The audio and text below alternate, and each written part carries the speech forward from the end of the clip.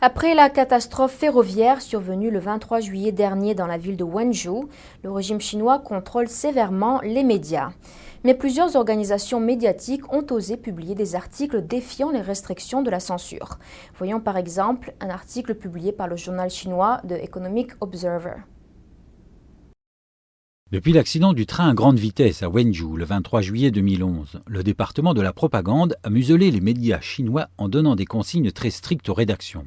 Ainsi, le régime chinois a demandé aux médias d'effectuer des reportages uniquement sur des histoires positives ou émouvantes. Pourtant, certaines organisations médiatiques ont décidé de passer outre et de braver la censure. Parmi ces médias, le journal The Economic Observer s'est fait remarquer. Il a publié le week-end dernier un éditorial intitulé « La tragédie du 23 juillet, Yi Yi attend d'avoir grandi ». L'éditorial est rédigé comme une lettre adressée à Yi Yi, une petite fille de 2 ans et demi, sauvée de l'accident mortel à la toute fin des opérations de sauvetage, alors que celle-ci aurait été officiellement suspendue par les autorités. Cette lettre critique sévèrement la manière dont les autorités ont géré l'accident. Comment te le dire ?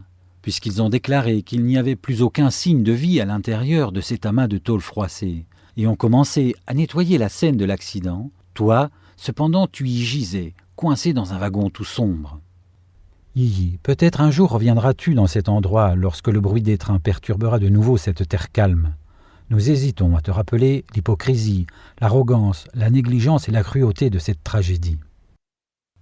La lettre se poursuit, laissant entendre que le régime chinois ne serait intéressé que par la croissance à très grande vitesse au détriment du peuple, ce qui a conduit à certaines tragédies, telles que la catastrophe de Wenzhou.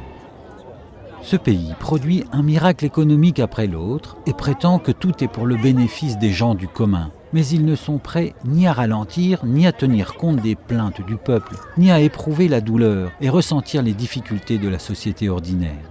Le coup de sifflet du progrès sans arrêt remplit leurs mots et leurs slogans vides, mais il n'y a jamais eu personne pour garantir que nous ne deviendrons pas les victimes de la vitesse. Cet éditorial est le dernier d'une série d'articles ayant défié les restrictions imposées aux médias chinois par le département de la propagande. L'article a depuis été retiré du site internet du journal The Economic Observer. Quant à Yi Yi, elle se remet toujours de l'accident dans un hôpital en Chine.